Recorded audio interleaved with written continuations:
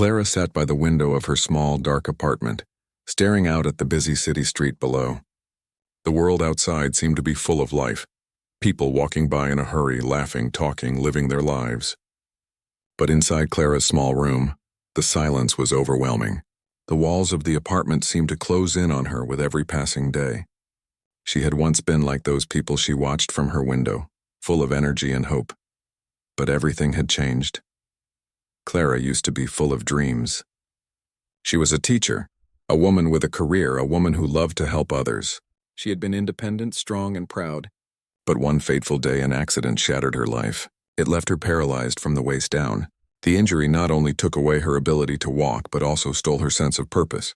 Clara found herself trapped in a body that no longer worked the way she wanted it to. The world around her had become a distant dream she could only watch from the sidelines.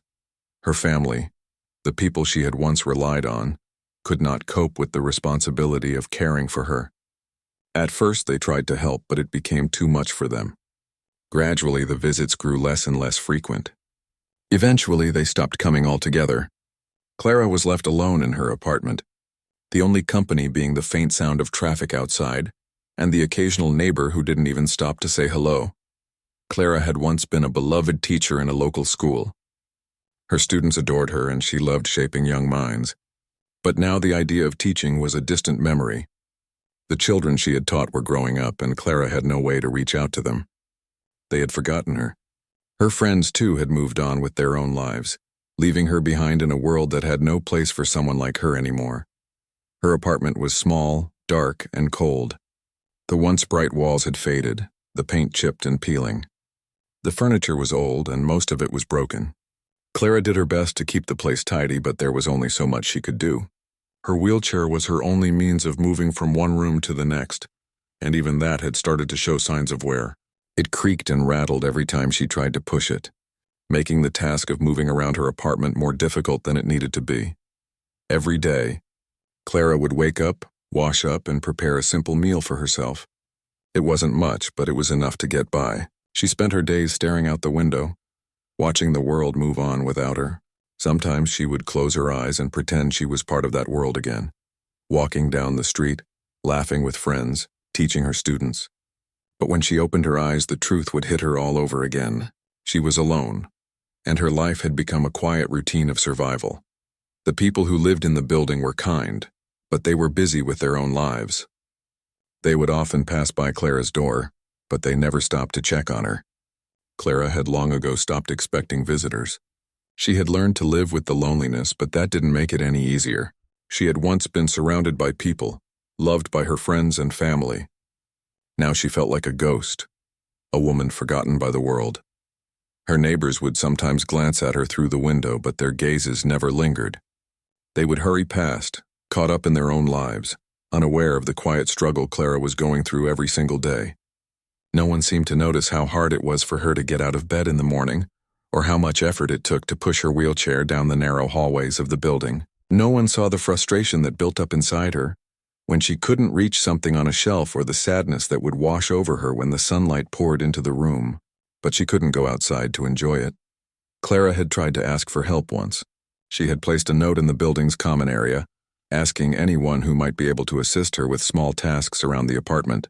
It wasn't much, just some help with getting groceries or reaching things that were out of her reach.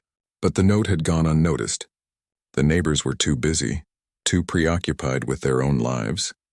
Clara didn't blame them. She knew how hard life could be. She knew how easy it was to forget about someone like her. After all, she was no longer the vibrant teacher she once was. She was just the woman in the wheelchair who lived at the end of the hall. Some days, Clara would try to read a book or watch television, but it was hard to focus. Her mind would often wander to darker thoughts, the ones that reminded her of everything she had lost. The future seemed uncertain. She didn't know what to expect, and she didn't know who to turn to. There were no answers, just the empty days stretching out in front of her. But despite everything, Clara refused to give up. There was still a small spark inside her, a tiny, fragile piece of hope that refused to die. She knew deep down that there had to be more to life than this, more than the endless days of sitting alone in her apartment. She wasn't sure where that hope would come from, but she clung to it as though it were a lifeline. Little did Clara know, Her life was about to change. The loneliness that had become her constant companion was about to be broken by an unexpected visitor. Someone who, unlike the others, would see her, not as a burden or an invisible figure, but as a person worth helping, worth caring for. Someone who would not just pass by her door, but would step inside her world and change it forever. The days turned into weeks and weeks into months. Clara's life remained the same, silent, isolated, and predictable. The city outside her window buzzed with activity, but Clara could only watch from afar. It felt as if her life had been paused, while everyone else's was playing on fast forward. The laughter, the crowds, the busyness, it all felt so distant, as if it belonged to another world. Her world had become small and quiet, just the four walls of her apartment and the view of the street below. The memories of her old life haunted her. She would often think about the time when she had been independent, when she could walk down the street, visit friends, and come home to a warm dinner. She had been a teacher, someone who had shaped young minds, someone who had been proud of her work. But that seemed like a lifetime ago. She missed the feeling of being needed, of being part of something bigger than herself. Now it felt as though everything had been taken away from her in an instant. Clara had once been so full of dreams. She had imagined traveling the world, visiting different countries, learning new languages, and experiencing different cultures. She had wanted to teach, to inspire, to make a difference. But now all those dreams seemed impossible. She couldn't even leave her apartment without help, let alone travel to faraway places. Her wheelchair had become both a symbol of her limitations and a reminder of everything she had lost. It wasn't just a tool for moving around. It was a constant reminder of her dependence on others. Something she hated. She longed for the days when she could walk, when she could stand on her own 2 feet. But those days felt like they belonged to someone else, someone who no longer existed. Some nights Clara would lie awake in bed, staring at the ceiling, her thoughts racing. She would think about what might have been, what she could have done differently. What if she had never gotten into that accident? What if she had taken better care of herself? Would her life have been different? Would she have been happy? The questions swirled in her mind, and she could never find the answers. All she had were the endless what-ifs that seemed to haunt her thoughts. But even as her mind wandered into dark places, Clara refused to give in completely. She wasn't one to give up easily. She had always been a fighter, even when things seemed impossible. The loneliness, the pain, the frustration, she could handle all of it. But what she couldn't handle was the feeling of being forgotten, of being invisible. She wasn't just a woman in a wheelchair. She was Clara, a person with thoughts, dreams, and feelings. But in the eyes of the world, it seemed like she no longer mattered. She remembered the first few months after the accident. Her family had been there for her at first. They visited her in the hospital, made sure she was comfortable, and promised her that things would get better. But as time went on, the visits became less frequent. She had tried to keep in touch with her friends, but they had moved on with their lives. They had their own families, careers, and responsibilities. Clara understood in a way. Life moved on for everyone, even when it stopped for her. There had been a time when she thought that someone would come to her rescue. She thought that someone would see her struggle, reach out and make a difference. But that never happened. The world had gone on without her, and she was left to fend for herself. Sometimes it felt like the universe had abandoned her as well. She wasn't angry, just sad. Deeply sad that she had been left behind. Clara didn't want to be a burden. She didn't want to ask for help. But the truth was she needed it. She needed someone to talk to, someone to share her thoughts with. But no one seemed to be interested in hearing her story. It wasn't that she didn't try to connect with others. She had sent messages, left notes, and even tried to join online groups. But somehow it always felt like the world had forgotten about her. There were days when Clara would sit by the window, staring at the world outside, and wonder if anyone ever thought about her.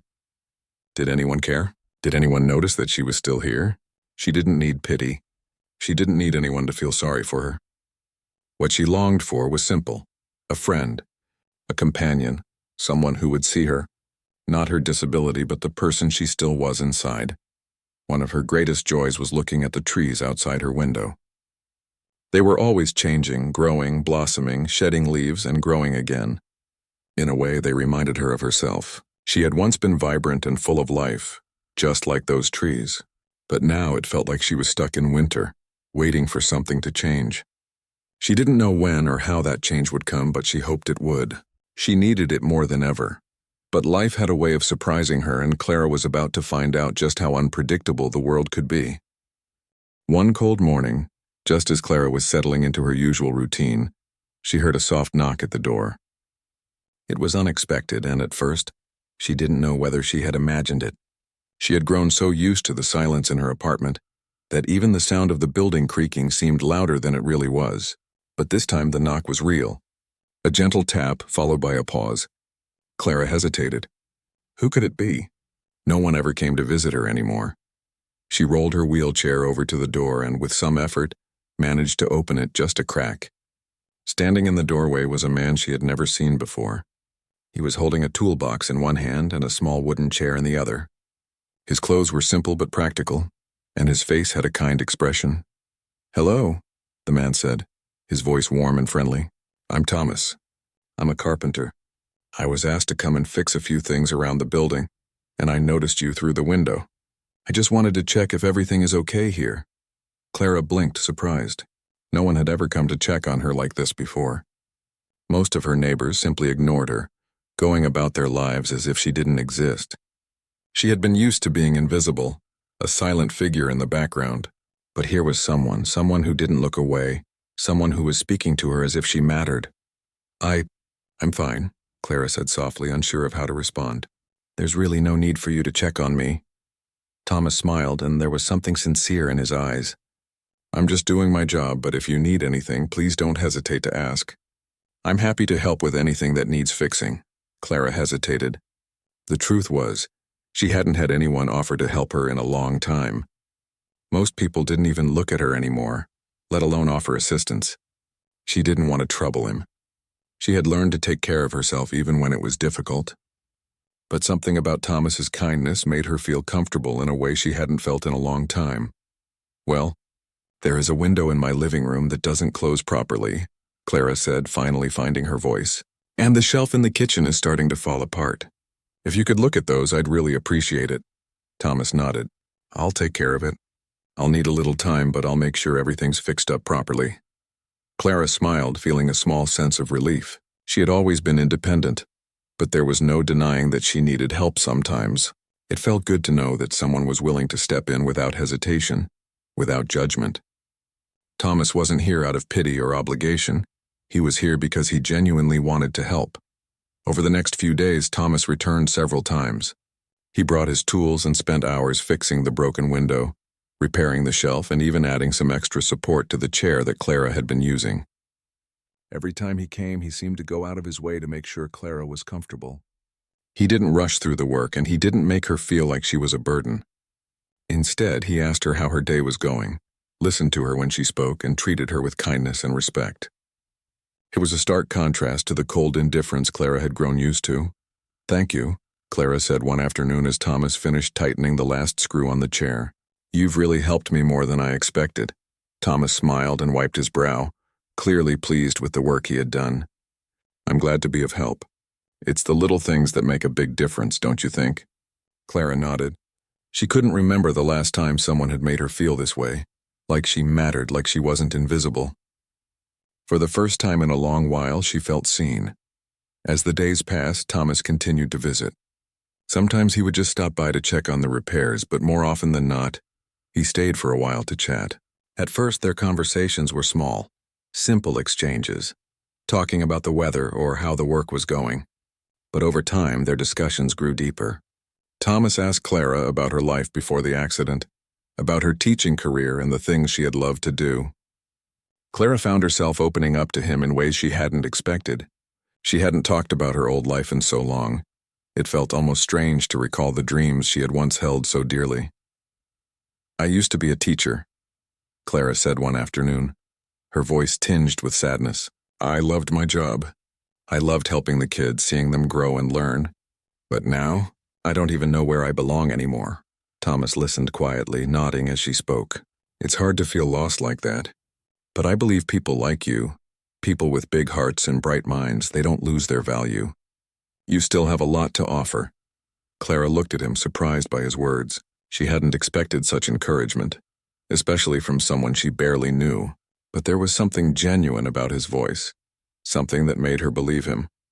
Over time, their friendship grew stronger. Clara began to look forward to Thomas's visits. He was kind, patient, and easy to talk to. He didn't treat her as if she was broken or helpless. He saw her as a person, and that made all the difference. They talked about books, movies, and their favorite memories. They laughed together, and Clara began to feel a spark of hope again. One afternoon, Thomas came to Clara with a small wooden box. "I made this for you," he said with a smile. "It's just a little something, but I thought you might like it." Clara's eyes widened as she carefully opened the box. Inside there was a beautifully carved wooden flower, delicately shaped and polished. It was the most beautiful thing she had ever seen. "This is incredible," Clara whispered. "You made this? For me?" Thomas nodded. "I thought you might appreciate something made with care. Something to remind you that there's still beauty in the world." Tears welled up in Clara's eyes as she held the small wooden flower in her hands. It was a simple gesture, but it meant more to her than Thomas could possibly know. For the first time in years, she felt like someone truly cared about her. She wasn't invisible anymore. As the weeks passed, Clara and Thomas's relationship began to grow in ways that neither of them expected. What had started with small repairs and occasional conversations turned into something deeper, a friendship, a connection that neither of them could ignore. Thomas continued to visit, not just to fix things around the apartment, but because he genuinely enjoyed spending time with Clara. Every time he came over, he brought a little bit of light into her life. Clara had grown used to being alone. For so long, she had been trapped in her own world of isolation. But with Thomas's visits, everything changed. He didn't treat her with pity as most people did.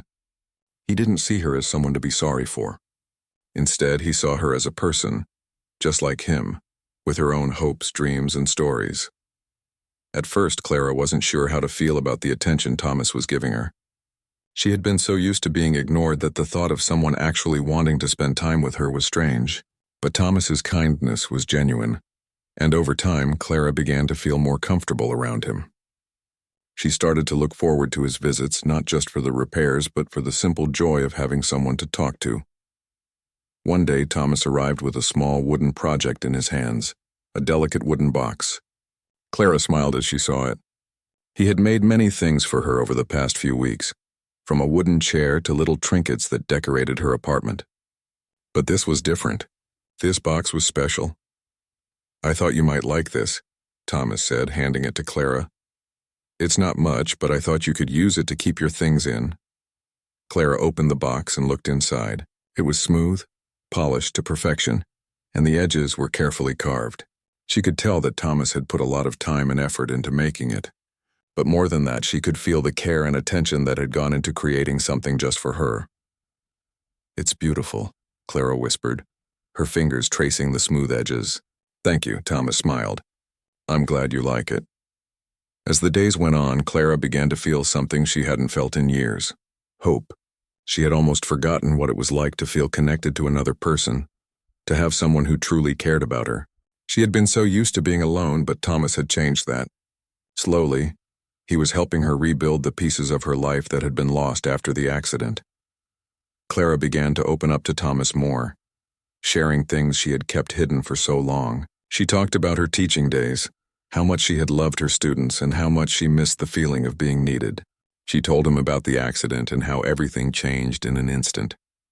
She talked about the pain, not just of losing her mobility, but of losing her sense of purpose.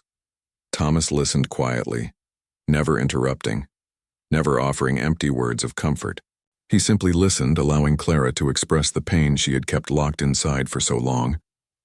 For the first time, Clara didn't feel like she had to hide her emotions. She felt safe with Thomas, and that made all the difference. One afternoon, as Thomas was working on a new project for her, Clara looked out the window at the busy street below. The world outside seemed to be moving on, people rushing to and fro, living their lives without a care, and here she was, stuck in her apartment, unable to move beyond the walls of her small room. She had always felt left behind, like she was watching life from a distance. But now, with Thomas's friendship, she felt like maybe, just maybe, she could rejoin the world. "I don't want to be just the woman in the wheelchair," Clara said quietly, her voice almost a whisper. Thomas paused his work and turned to her.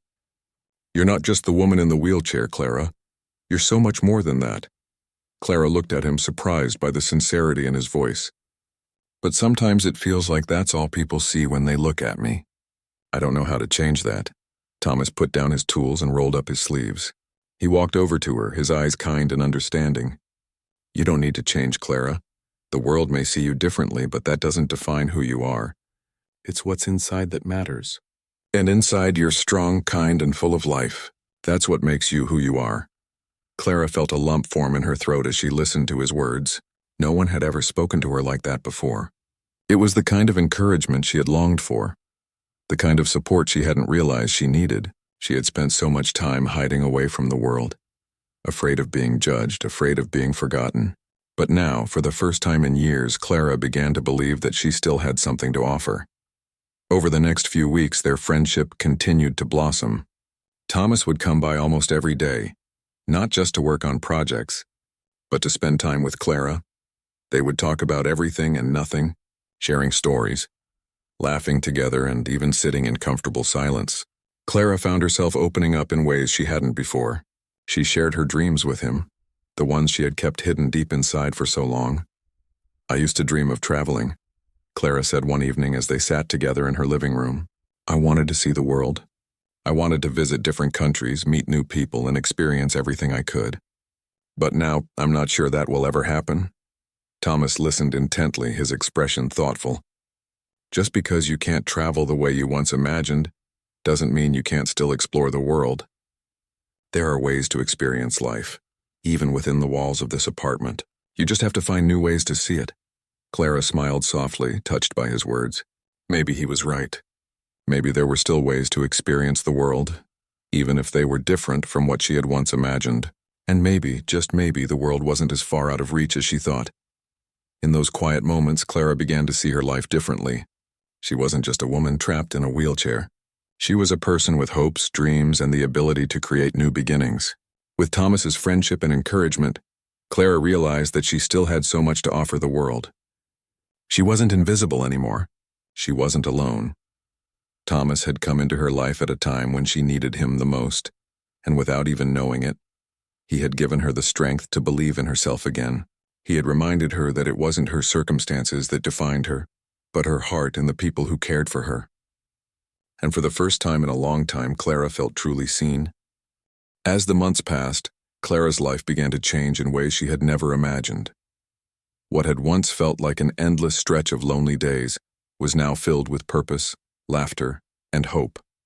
All of it had started with a simple act of kindness.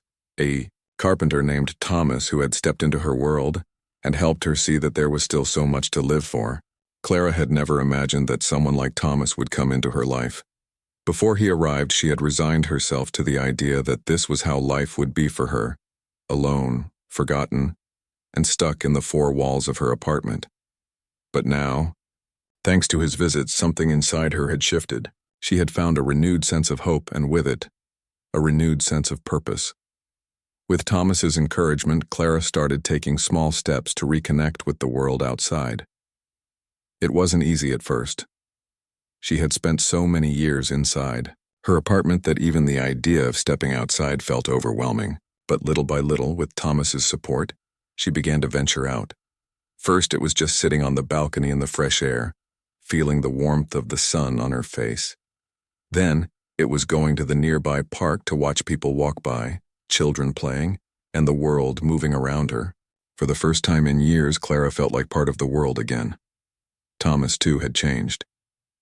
He had started spending more time with Clara, not just as a carpenter, but as a true friend. He would sit with her, talk with her, and make her laugh. He never made her feel like she was a burden or someone to be pitied. He saw her for who she was, someone with strength, wisdom, and the potential to create new dreams. It was on one of these afternoon visits, as Clara sat on her balcony, that she realized just how much had changed. She was watching the people in the park, feeling the cool breeze, and for the first time in a long while, she wasn't thinking about what she had lost. Instead, she was thinking about what she could still gain.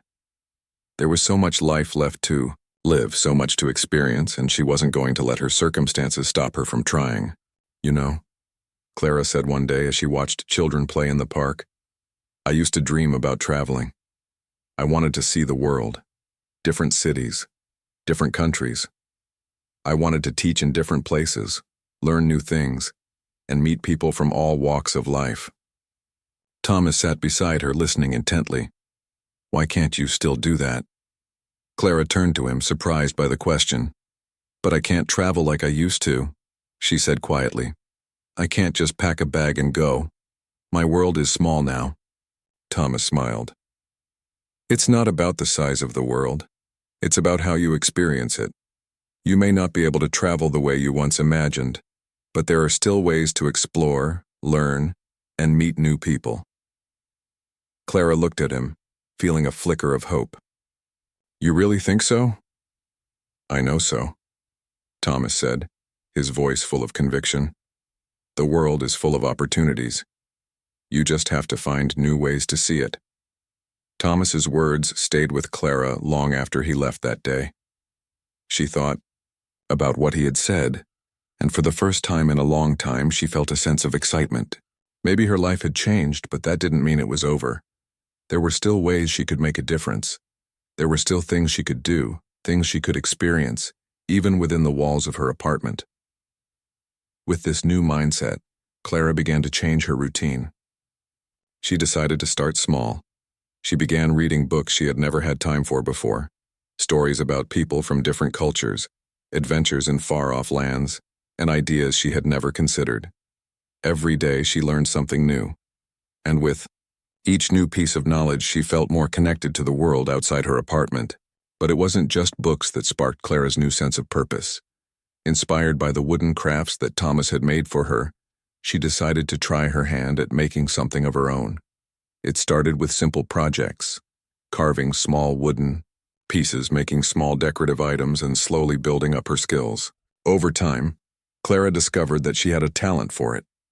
She began making beautiful, intricate wooden items, and she started sharing them with others. Her creations caught the attention of some of her neighbors.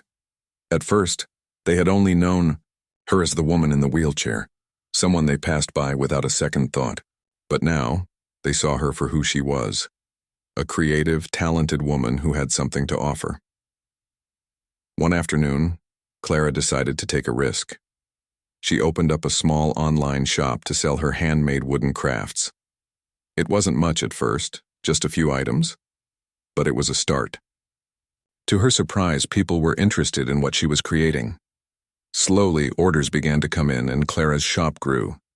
She couldn't believe it. What had once seemed impossible, starting a business, was now becoming a reality. As her business grew, Clara felt a sense of fulfillment she hadn't experienced in years. She had always wanted to teach and share her passion with others, and now she was doing just that. She began creating small workshops for people in her community, teaching them how to make their own wooden crafts. It was a simple way to connect with others, but it brought her so much joy. Thomas, of course, was there every step of the way. He helped her with the business side of things, making sure the materials were ready, helping with the larger projects, and offering advice whenever she needed it. But more than anything, he continued to be her friend, her support system. He reminded her that she was capable, that she had always been capable, and that she could continue to do great things. Clara had come a long way from the lonely woman who had once stared out of her apartment window, feeling forgotten and invisible. Through her friendship with Thomas, she had found the courage to start again. She had rediscovered her creativity, her passion, and her love for life. She wasn't just surviving anymore, she was living. And she had learned that no matter what life threw at her, she could always find a way to move forward. Clara's transformation was a testament to the power of human connection. It showed how one act of kindness, a simple visit from a carpenter, could change the course of someone's life. With Thomas's support, Clara had rediscovered her worth. She had learned that no matter the circumstances, it was never too late to start anew, to find purpose and to make a difference. And for Clara, that was the greatest gift of all.